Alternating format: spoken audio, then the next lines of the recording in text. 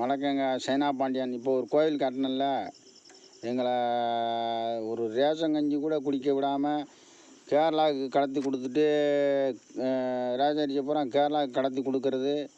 அப்பயும் எங்களை ரேஷன் கஞ்சி கூட குடிக்க விடாமல் எங்கள் அப்பா வண்டியை பாலத்துக்கு கீழே அப்சைடு பண்ணி விட்டு,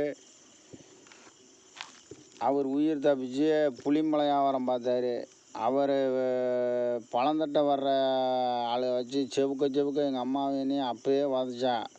இவன் ஐக்கியராட எங்கள் ஊர் பக்கம் கிழக்க கொள்ளடிக்கான். இந்த மாதம் 3 மழை பெய்யாத காரணம் இதாங்க. நோம்பை கெடுத்து இப்படி பொய் வாக்கு சொல்லி வதைக்காங்க.